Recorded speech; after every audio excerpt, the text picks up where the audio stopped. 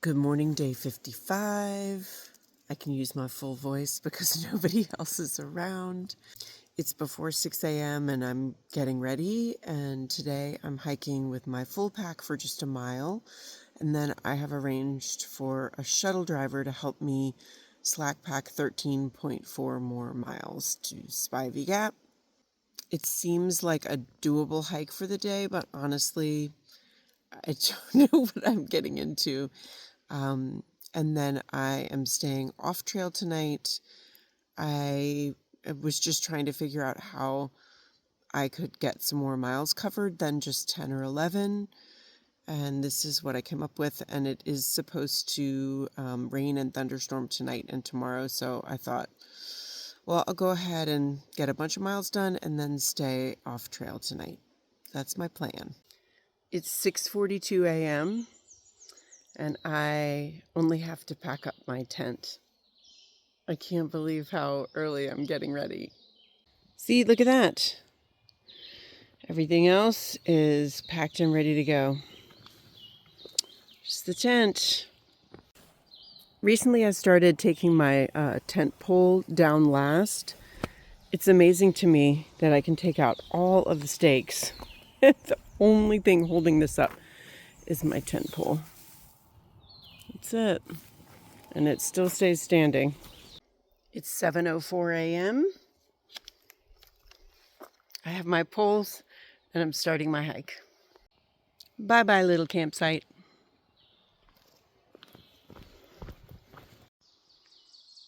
That was a lot of steps I just came down. Well, even though there was some uphill, I hiked that mile in 30 minutes. Okay, there is I-26 right there. And I have to walk underneath it, and then there's a parking area for a place called Sam's Gap, which is mile marker 320. I have time to take the things out of my pack that I want to give to this shuttle driver so I can offload a ton of weight. I'm very excited about that. I met this guy, Just Joe, back at Waya Bald at the fire tower. And I know he's ahead of me. So I don't know if he didn't see this to take it with him or what, but I thought I would record it. There goes G-Man with Unicoi shuttles. He's got my heavy pack contents in the back of his truck. And I'm gonna see him in 11 hours, maybe sooner. So I just left Sam's Gap, where I met the owner of the hostel I'm staying tonight. So it's really a bummer because I could have saved myself a lot of money. She was right there and I could have given her my pack. And there are two other people slack packing to Spivey Gap today, though I imagine they're faster than I am. But alas. Anyway, a chain link fence on the AT. Check it out. I just came through that. I have never seen that. So I don't know how far this fence runs, but very interesting. Eating a Mighty Mint on an uphill break. These are some impressive trail maintainers. This is probably the 6th or 7th arrangement like this, which is to divert water so that it doesn't go straight down the trail.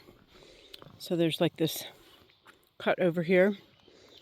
Often it's just like a log across the trail, but in this section there's this rock wall and plants grow up in it. It looks almost like you're going from garden to garden. There's the next rock pile. It's really nice, thanks to the trail volunteers who do the work.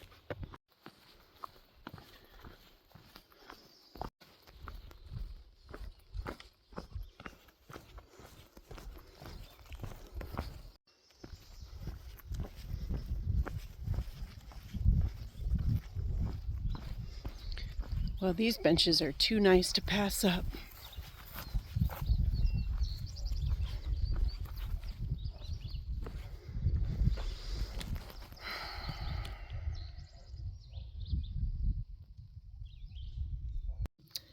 I just sat at this gorgeous view and called my mom. It started raining, so while I was on the phone, I got my pack cover on and my raincoat on, and I also, before it started raining, I re-braided my hair. It was really nice to talk to her. That's I-26 again. Those mountains sure look pretty.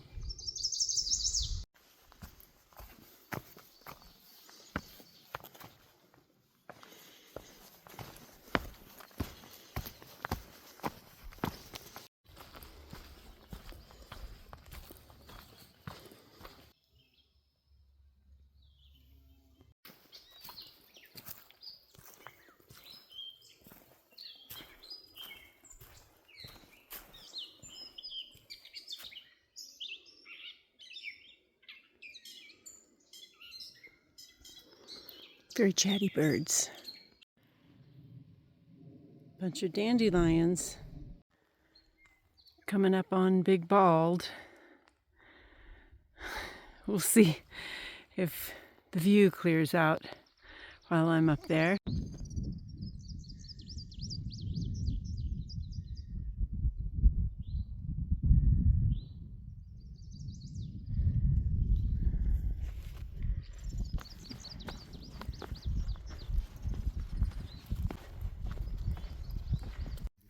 Well, here I am at the top of Big Bald. I think she was hungry. Views of grass. Well, I stayed up at the top of Big Bald despite the fog and no views for a while because there's a hiker there who has been vomiting, and he hiked from about the same place I did this morning and was planning to go to the shelter, but he has been here for a couple hours just feeling terrible, and so I'm sure it must be norovirus. That's the second hiker that I've been around with norovirus. So I gave him almost all my water because he's just having a really hard time making any decisions about what to do. It's very hard to get picked up here at Big Bald. There is a road, parking area really close by, but it's private access only. And local shuttle drivers won't come up, or because they say they can't, although emergency medical vehicles can. I encouraged him to see if he could hike the 1 mile to the next shelter.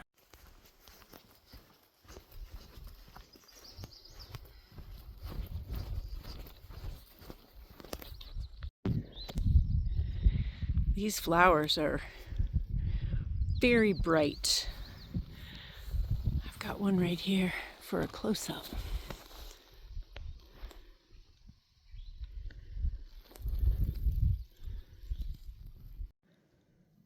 That was definitely a Big Bald.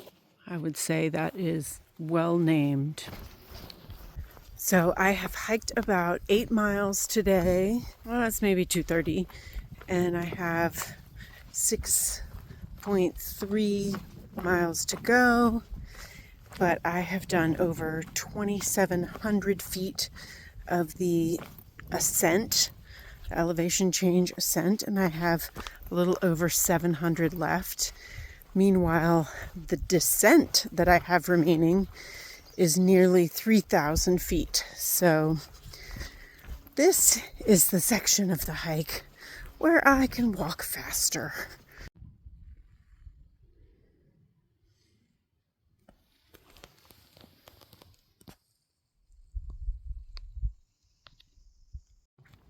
Since I gave away almost all my water, I'm stopping at this shelter to get some water.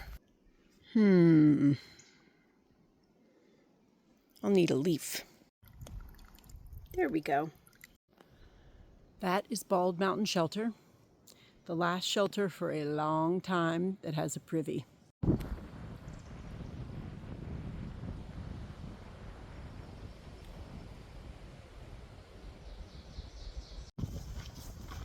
I'm feeling very happy that I arranged this slack pack. It was hard on uphills today still, but not like when I have my full pack.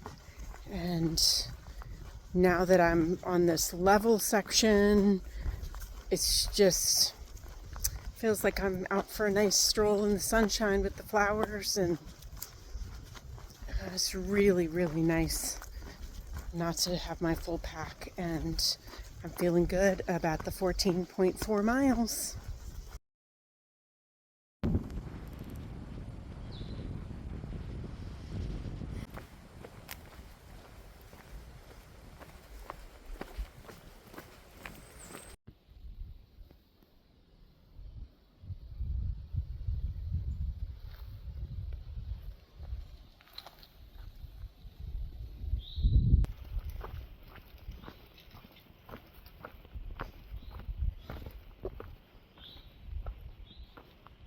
I don't think there used to be a view here, but it looks like the whole mountain just about just fell down. Wow, that is quite a view.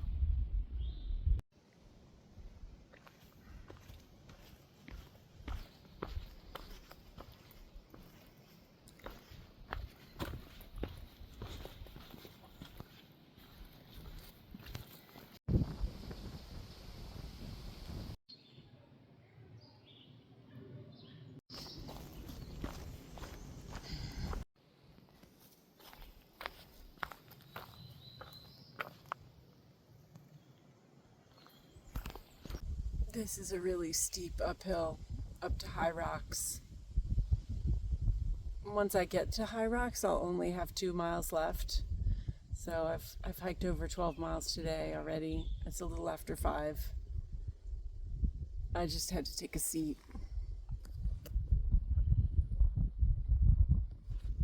And then I'll tackle the last 10th of a mile.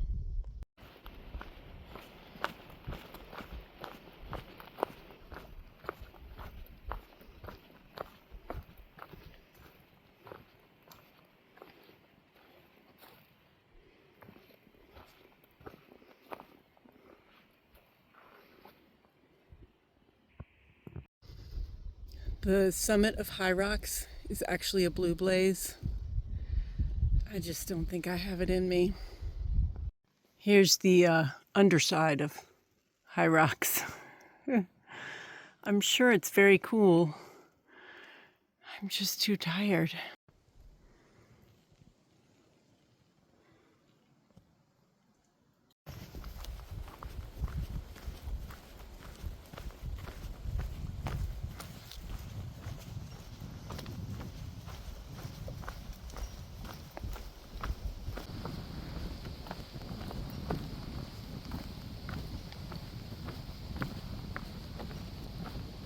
Wow.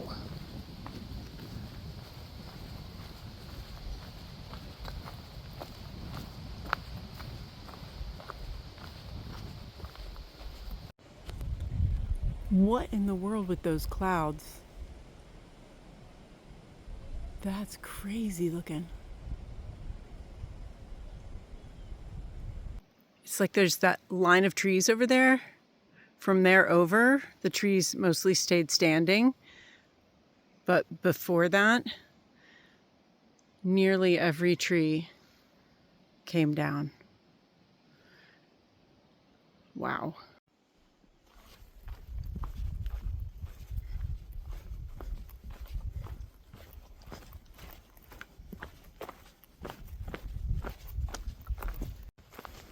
I'm just winding my way down this hillside where all the trees came down. It's really hard to capture what it looks like. I feel like only footage from the air or being here in person can really give you a feel for how extreme this is.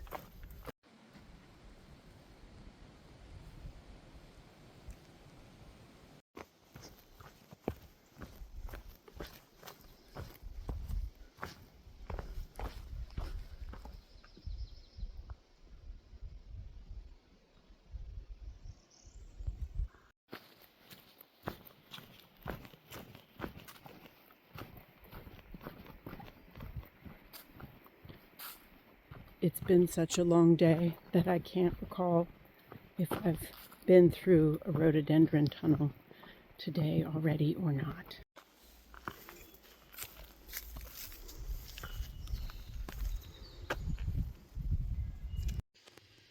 This is the bunk room at Nature's Inn. This is definitely the most rustic, I think, that I've been in. So the floor is like unfinished, and it's been a while since the rugs have been shaken out or vacuumed. So it's super basic.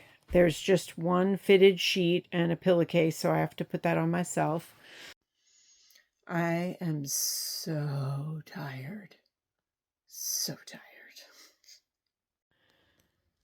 I just want to put on record that before I got picked up by the shuttle driver when I got to Spivey Gap, I attached my poles to my pack